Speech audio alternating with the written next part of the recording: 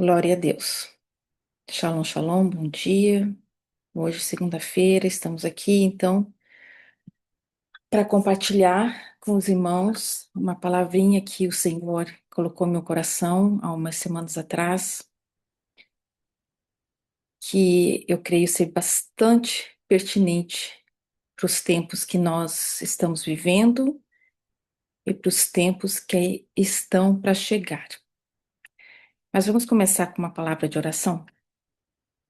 Querido Deus, nós queremos, em primeiro lugar, engrandecer o teu nome, porque o Senhor é um Deus compassivo, extremamente bondoso, fiel, poderoso, soberano. E nós somos gratos, Senhor. Somos gratos porque o Senhor nos chamou para ser parte deste reino, reino da luz. Sermos partes de uma família em Cristo Jesus.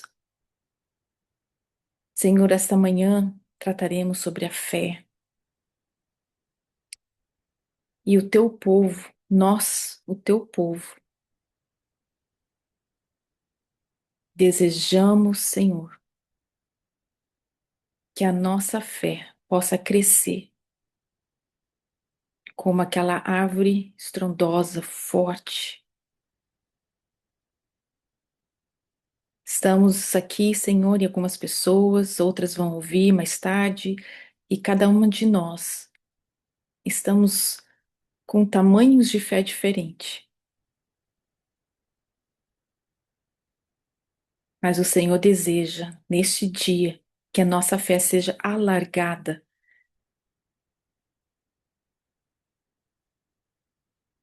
E eu peço que o teu Espírito Santo possa nos ajudar nesta manhã, no falar, no transmitir essa mensagem e também no ouvir, na compreensão e na aplicabilidade dessa palavra, Senhor.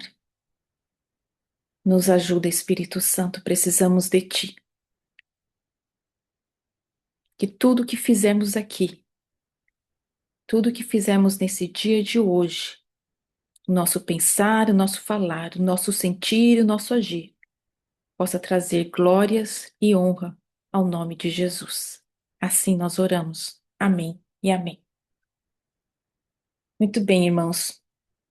É, nós, todos os crentes, né? Todo crente no universo todo passa por momentos quando a nossa fé precisa ser é, esticada. E esses momentos são, por vezes, penosos, né? Dói um pouco. Deixa eu só trocar um negócio aqui, só um pouquinho.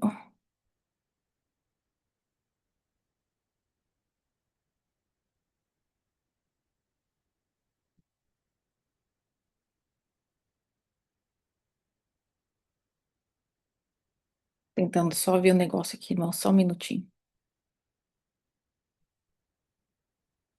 Ok, pronto.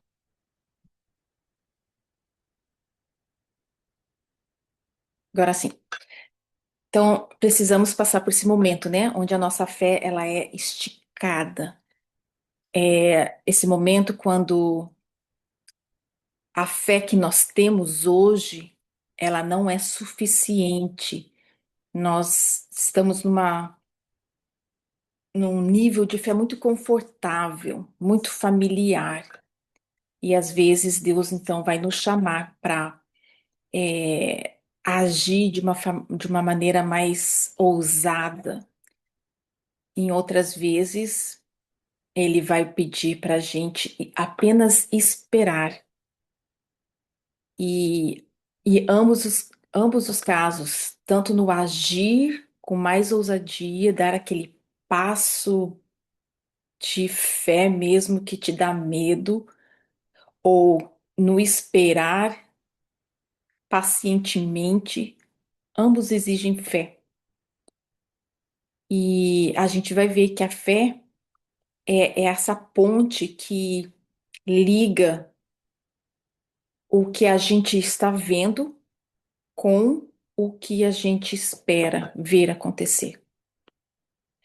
E Marcos, o Evangelho de Marcos, ele nos traz uma história que retrata muito bem esse passo audacioso de fé, que é através da história daquele homem paralítico, onde foi levado por quatro amigos até a casa onde Jesus estava. Nós vamos ler sobre isso, mas antes de ler sobre isso, eu queria falar um pouquinho sobre o livro de Marcos. Eu confesso aos irmãos que o Novo Testamento eu lia mais como obrigação. Eu sempre achei o Novo Testamento um pouco mais difícil de entender, é, um pouco mais confuso, e mas de alguma forma comecei a ler o Novo Testamento agora com um olho diferente e tem realmente assim falado muito comigo, especialmente o livro de Marcos. E Marcos era, né, aquele João Marcos que acompanhou Barnabé numa viagem missionária e onde teve aquele desentendimento com Paulo, mas aqui no final eles já estavam, né, trabalhando juntos. Marcos ele escreve a sua carta, o Evangelho, né, aos gentios que estão em Roma. Eram os crentes gentios que estavam em Roma. E Roma era o grande império da época.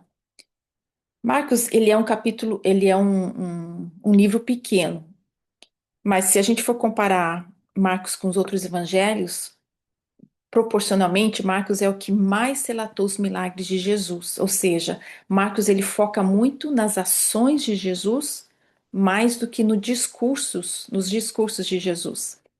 E a gente começa a ler então Marcos, a gente começa a ver que Jesus está constantemente curando, libertando e agindo com poder.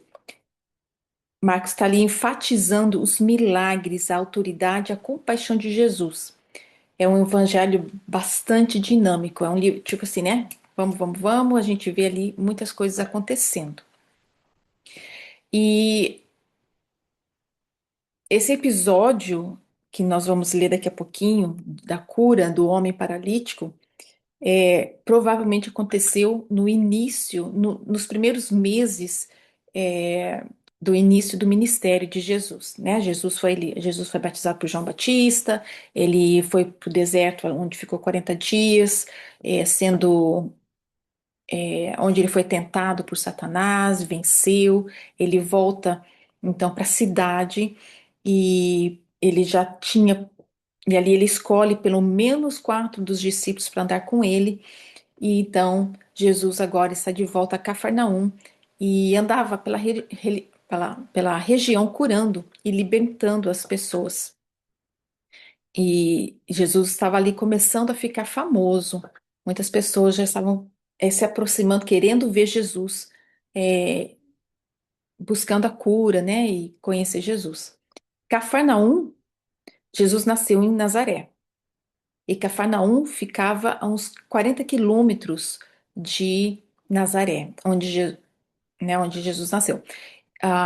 Cafarnaum ficava às margens do Mar da Galileia, que na verdade, nós sabemos, é um grande lago doce, e era uma economia que estava voltada para a pesca. Era uma cidade, aparente, pelo que eu entendi, simples, com muitos pescadores e comerciantes. E era provavelmente, apesar de ser uma cidade pequena, era provavelmente uma cidade movimentada. As casas, na época, a gente vai ler, né, como é que um homem pode descer pelo telhado da casa, mas a gente vai ver que as casas na época eram baixas e feitas de pedras empilhadas, e os telhados eram de palha e de barro, que dava então a estrutura assim de você subir ali. E, e pelo que eu estava vendo, o telhado da casa das pessoas tinha várias finalidades ali. Entre elas era espalhar e limpar os cereais. Às vezes as pessoas dormiam ali nos dias que estavam muito quentes. Alguns usavam até para secar a roupa ali em cima. E o acesso dessa escada era por uma. O acesso ao telhado era por uma escada externa. O nome Cafarnaum, eu acho isso muito interessante, vem do original, que quer dizer a vila de Naum. E Naum quer dizer compassivo. Então a gente pode dizer que a vila de a, Cafarnaum é a vila de compaixão. E olha que lindo, lindo, né? Nada na Bíblia, nada na Bíblia, nada, nada, nada, nada é apenas um detalhe vazio. A- é, tudo na Bíblia tem uma razão de ser e está conectado. Jesus escolheu a vila de compaixão para ser a base do seu ministério. Não é tremendo? A base do ministério de Jesus é a compaixão. A parte triste disso, da parte triste é que Cafarnaum, apesar de ter visto de perto tantos milagres, tantas curas e libertação, de ter ouvido em primeira mão os ensinos de Jesus, ela foi uma cidade que rejeitou a pessoa de Jesus.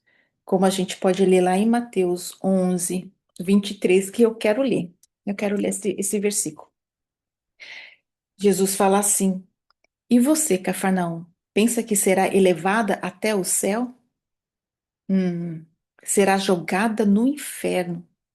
Porque se em Sodoma se tivesse operado os milagres que foram feitos em você, ela teria permanecido até o dia de hoje. Mas eu digo a vocês que no dia do juízo haverá menos rigor para a terra de Sodoma do que para você. Isso é muito forte, irmãos. É muito forte. Por quê?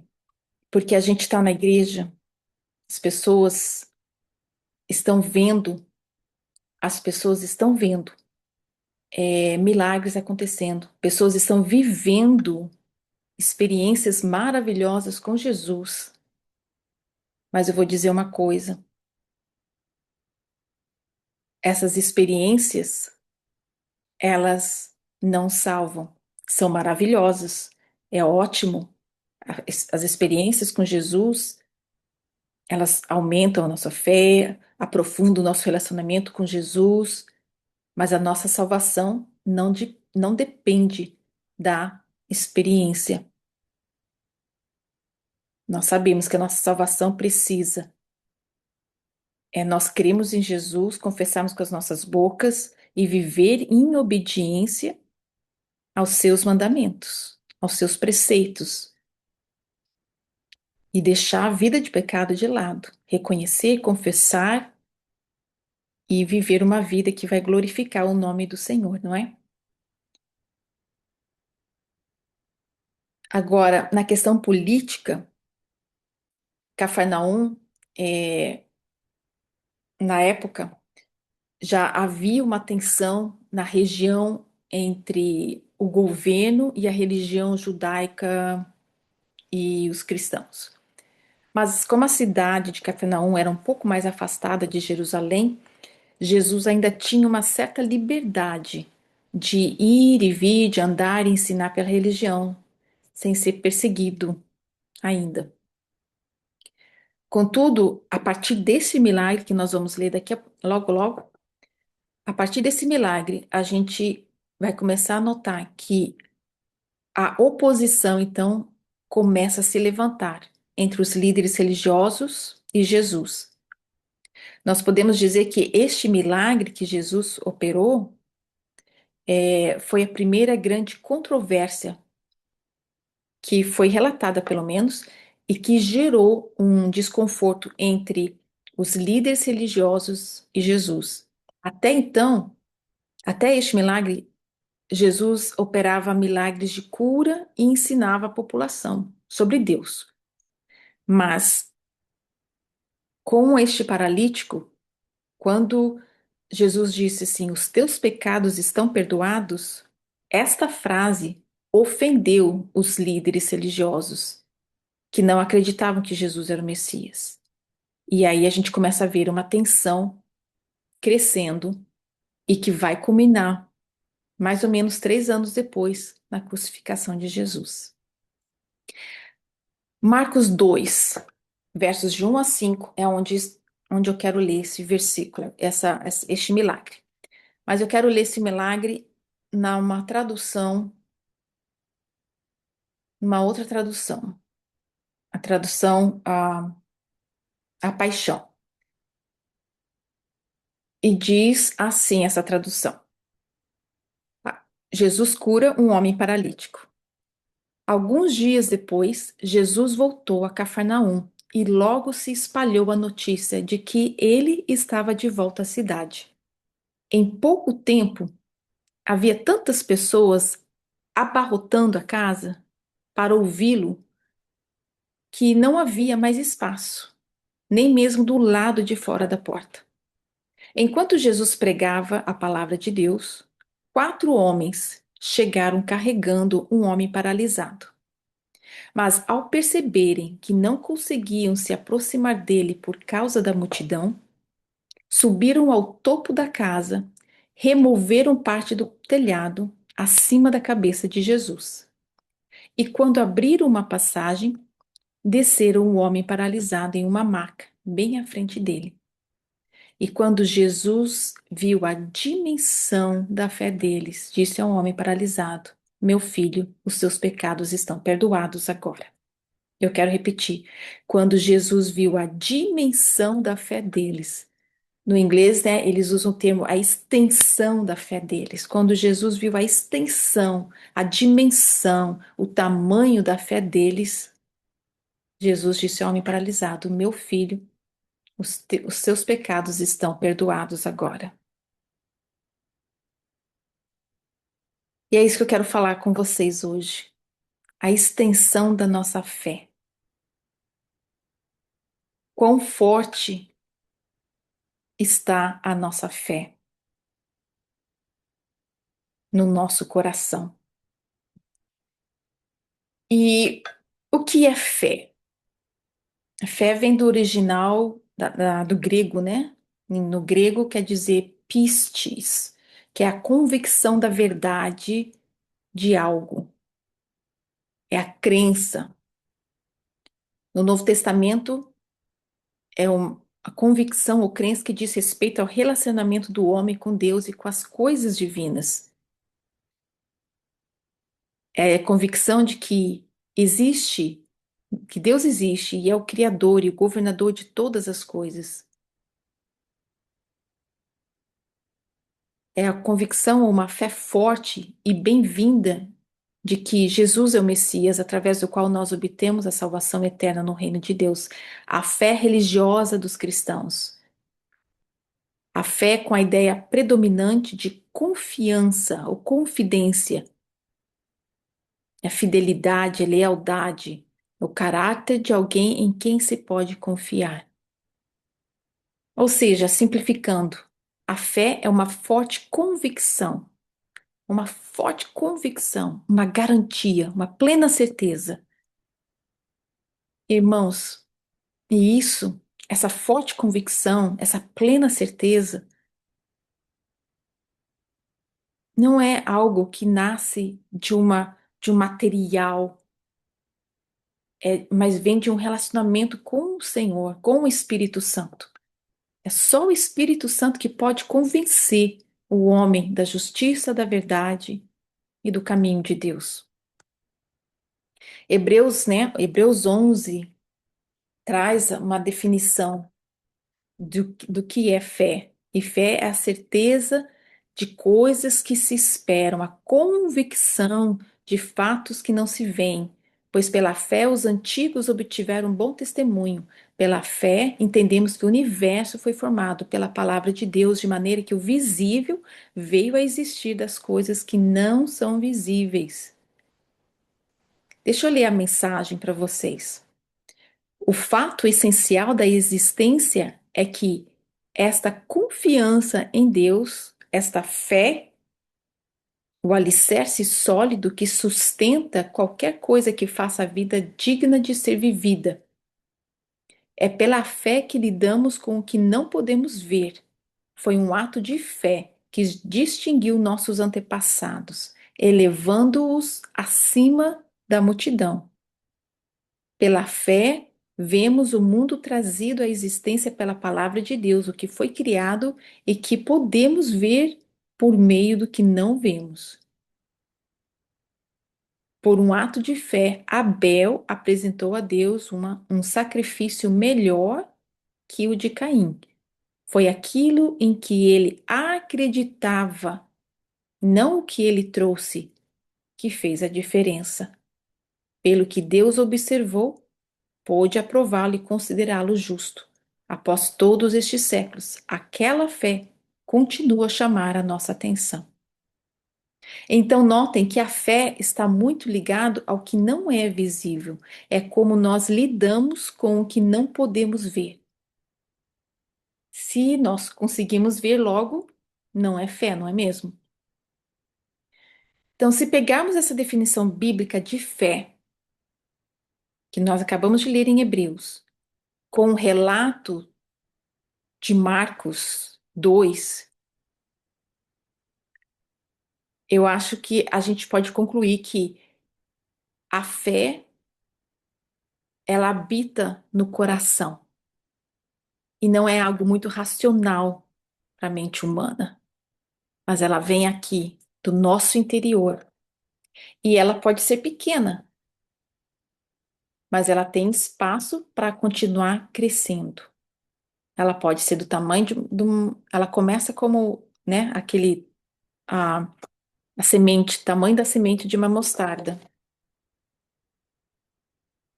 do tamanho da semente de uma mostarda, mas ela tem todo o potencial para crescer numa árvore estrondosa. E é, a gente pode pensar também na fé como um músculo, né, que a gente exercita para que cresça, para que fique maior, para que fique mais forte. Então, a fé, ela nos ajuda a andarmos para frente quando nós encontramos resistências e barreiras. A fé, ela nos ajuda a termos esperança quando tudo parece impossível de acontecer. Eu gosto muito, eu estava lendo e me deparei com este capítulo de 10 de Hebreus, onde fala também que a nossa fé não é apenas para as coisas terrenas. A nossa fé não é apenas para alcançar aquela casa tão sonhada, o filho tão esperado, a salvação de um familiar, de um amigo, mas também é para aquela esperança de um lar celestial, de estarmos face a face com Jesus. Hebreus 10 fala assim: lembrem-se dos dias passados, quando depois que forem iluminados, vocês sustentaram grande luta e sofrimentos. Em certos momentos, vocês foram transformados em espetáculo, tanto para serem insultados quanto para serem maltratados. Em outros, vocês se tornaram coparticipantes com aqueles que foram tratados assim. Porque vocês não apenas se compadeceram dos encarcerados, mas também aceitaram com alegria a expoliação dos seus bens, porque sabiam que tinham um patrimônio superior e durável. Portanto, não percam a esperança. Portanto, não percam a confiança de vocês, porque ela tem grande recompensa. Vocês precisam perseverar. Vocês precisam perseverar para que, havendo feito a vontade de Deus, alcancem a promessa. Porque ainda dentro de pouco tempo, aquele que vem virá e não irá demorar. mas o meu justo viverá pela fé. E se retroceder, dele a minha mão não se agradará. Nós, porém, não somos dos que retrocedem para a perdição, mas somos da fé para a preservação da alma. E é muito forte isso, irmãos. Eu tenho ouvido as notícias e eu tenho que dizer que às vezes eu estou chegando num ponto assim que eu acho que eu tenho que parar de ouvir porque está me deixando meio deprimida. Que é só coisa ruim. Parece que a igreja está sendo cercada e que Satanás é muito mais forte que Deus. Às vezes dá a impressão disso, não é? Mas nós sabemos muito bem que Deus é soberano, Deus é o Todo-Poderoso, Deus é o Criador. Satanás é criatura, Deus é o Criador. E a gente não pode desviar os nossos olhos do Senhor. A nossa fé tem que estar em Deus e nós precisamos buscar esse relacionamento mais profundo com o Senhor, cada vez mais profundo, porque o que está por vir vai abalar a fé de muitos irmãos dentro da igreja. Então nós precisamos perseverar, não perder a confiança. Nós não podemos retroceder para a perdição, mas preservar a nossa confiança em Jesus. E isso só nasce através de um relacionamento constante e contínuo com o Senhor.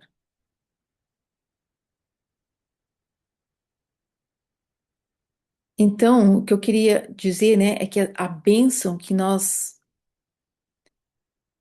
podemos alcançar através da fé, como a libertação de pessoas queridas, a salvação, de familiares, o desejo, né, da casa, uma doença curada, todas essas coisas, elas são possíveis. Nós sabemos que são possíveis. E o que é que nós hoje estamos enfrentando? O que é que hoje nós temos orado, pedido a Deus e temos lutado e enfrentado? Quais são as barreiras que estão diante de nós, que estão tentando paralisar ou roubar a nossa fé?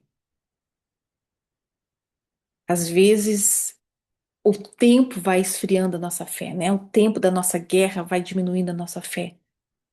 Talvez essa seja uma barreira, mas deixa eu perguntar assim: qual é a extensão da tua fé? Até onde a tua fé vai?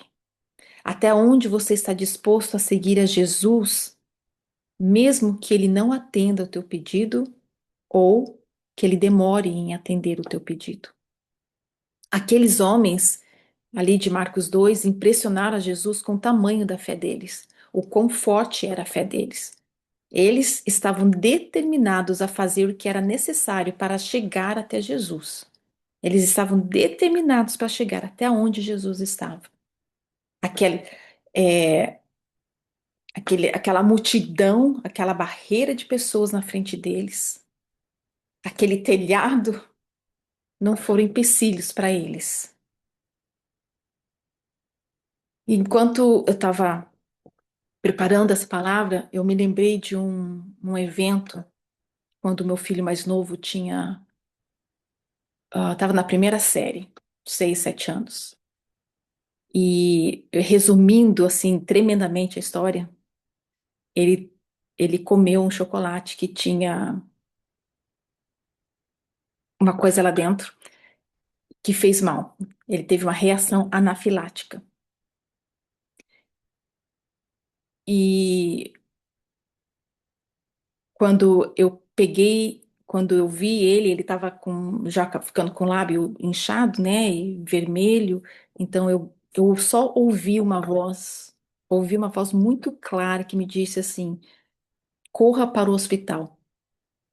Então eu gritei, chamei o meu marido, precisamos para o hospital agora. E então nós entramos no carro, correndo para o hospital. Eu chego, a gente chega no hospital, meu marido deixa ali na porta da emergência. Eu entro no hospital e tem uma fila de pessoas para serem atendidas.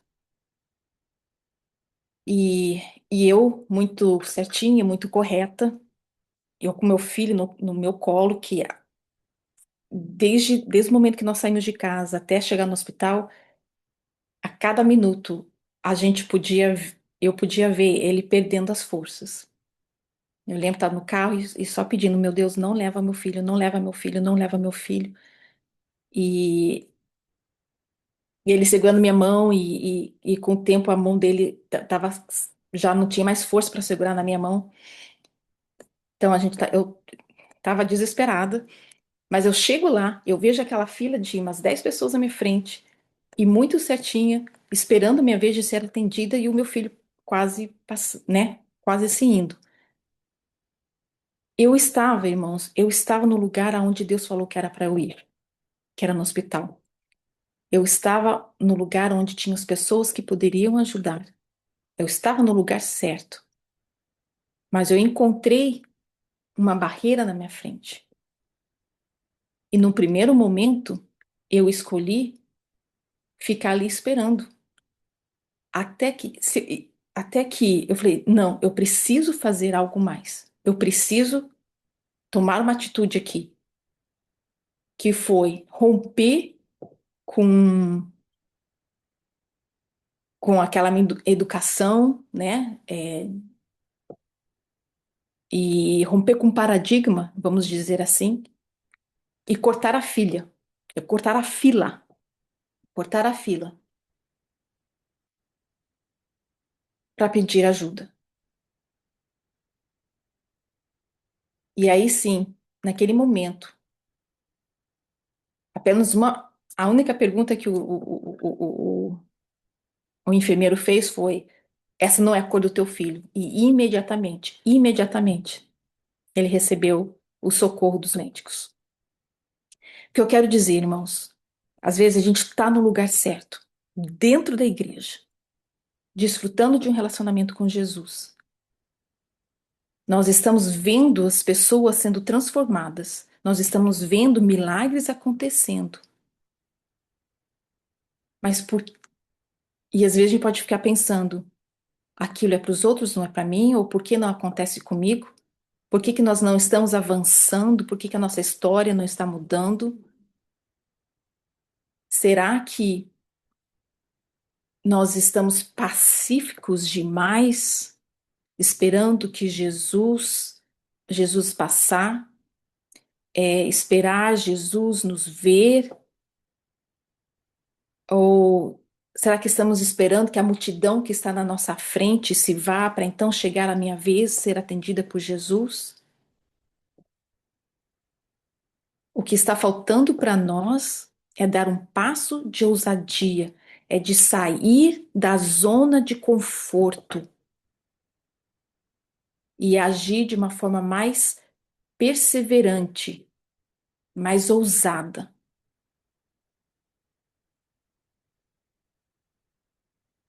Agora, irmãos, a fé também tem outro lado. Às vezes nós estamos parados, pacíficos demais, esperando algo acontecer. Deus está esperando que a gente dê esse passo de fé. Deus está tentando alargar a nossa fé, nos empurrando, tentando nos levar para uma direção mais ousada, de sair dessa zona de conforto. Mas por outras vezes, em alguns momentos, Deus vai pedir que você pare, que você espere. E esperar também não é nada fácil. Esperar em Deus não é fácil também. Eu posso lembrar de alguns exemplos onde eu achava que eu precisava agir porque eu tenho que fazer, eu tenho que fazer, eu tenho que fazer, eu tenho que fazer alguma coisa. Então eu argumentava, eu brigava, e tudo que eu consegui ganhar com isso foi criar mais atrito e uma distância maior nos relacionamentos. E Deus estava me dizendo: não é você que vai fazer este milagre. Sou eu quem vou operar este milagre. Então, irmãos, nós precisamos buscar do Senhor para cada situação e para cada pessoa. Nós precisamos buscar do Senhor. Senhor, o que o Senhor deseja que eu faça? É a hora de eu dar um passo de coragem, um passo de ousadia? Ou será que eu preciso dar um passo para trás para deixar que o Senhor vá à minha frente e haja? De ambos os lados, nós precisamos colocar a nossa fé em prática. Um exemplo que nós podemos citar, né, é, da fé que não foi grande o suficiente para esperar, foi a história dos israelitas, quando Moisés subiu ao monte para receber lá de Deus os 10 mandamentos. E o povo não teve paciência de esperar Moisés voltar do monte. E eles pediram, então, para que é, construíssem um bezerro de ouro. E eles, eles conversaram ali, né, conversando, falou assim, olha, ele está demorando para vir e nós precisamos fazer alguma coisa, nós precisamos agir. E essa fé, então, em esperar o tempo do Senhor não foi forte o suficiente, e eles acabaram, então, pecando. E isso provocou a ira de Deus, e o pecado trouxe consequências muito sérias. Muitas pessoas morreram naquela situação, naquela história. Irmãos,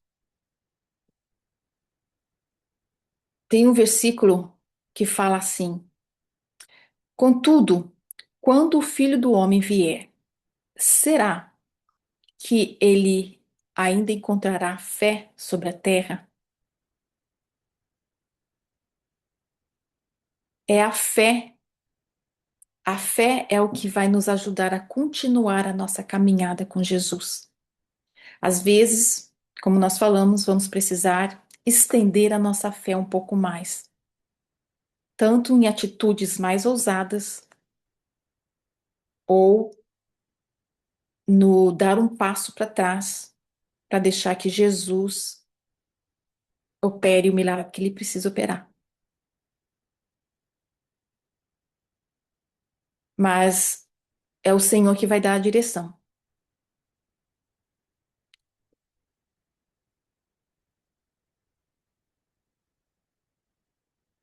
Eu quero terminar com essa pergunta, então. Será que, quando o Filho do Homem voltar, ele encontrará fé sobre a terra? Não só uma crença qualquer, mas uma fé que é viva, uma fé que é ativa e que é perseverante? Então, nós vimos que a fé pode, vai exigir em momentos que a gente, então, suba ao telhado, quebre ali aquele telhado para alcançar Jesus. Algumas vezes, nós vamos precisar, então, retroceder um pouquinho, enquanto que Deus vai abrir o caminho. Mas em ambos os casos, a fé, ela se nega a desistir. Então, nós precisamos continuar crendo em todo o tempo. Es- é, eu creio que o Senhor está nos chamando para stretch, né? Está chamando para nos alargar a nossa fé, avançando em coragem ou segurando, ou esperando. em submissão a Jesus, mas em nenhum momento,